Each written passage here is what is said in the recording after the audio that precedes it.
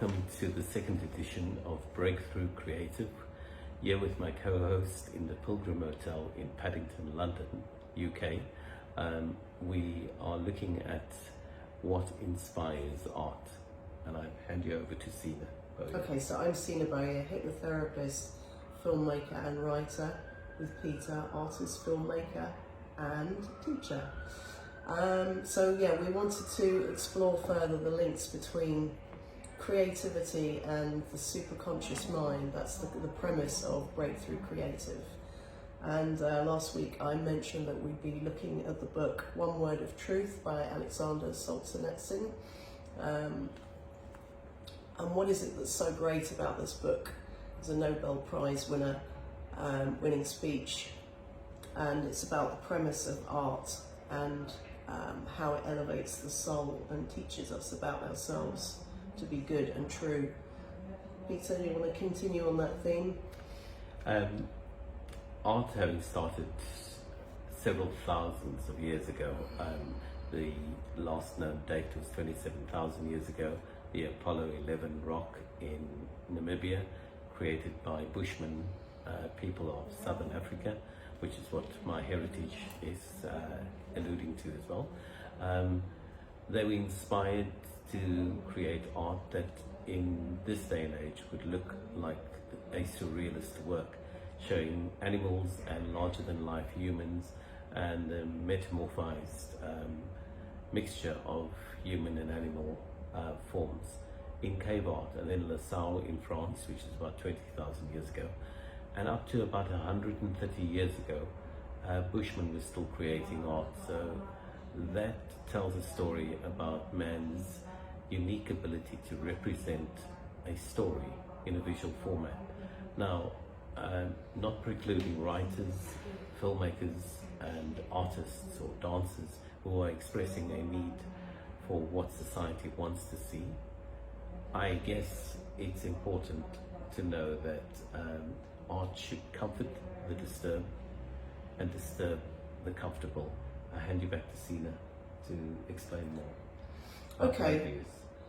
So, I think it links. I thought about something within the Vedic system, which is not a system I know too well,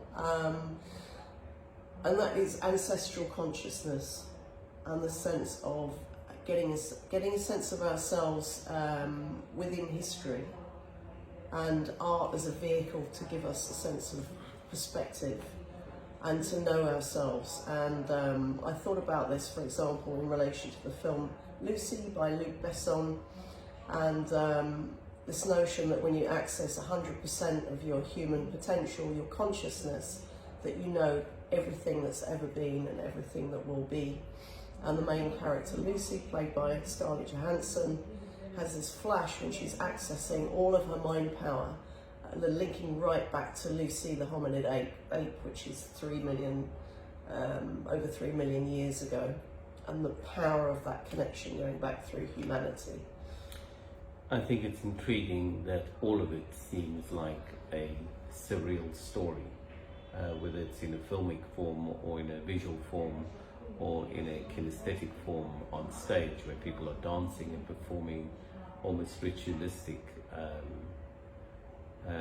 creative expressions. It falls within that whole remit of an aesthetic consciousness and an aesthetic wealth, which we spoke about earlier.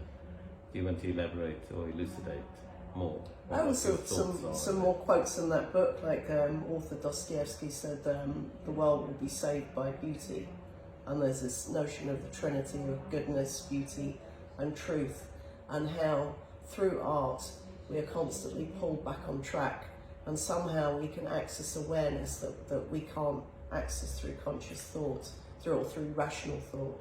Yeah, but art was also a way of expressing in media form, from people drawing on caves to the work of Pablo Picasso, where he did Guernica, which was a response to what was happening, the atrocities in Europe at the time. And so art is indicative of what society is going through.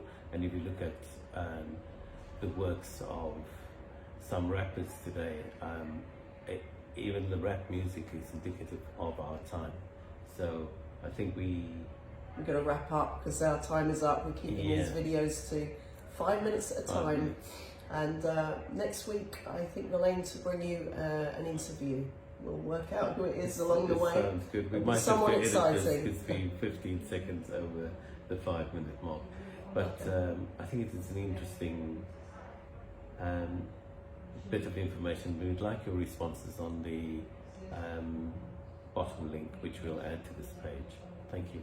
Thank you. See you next week. See you next week. Bye.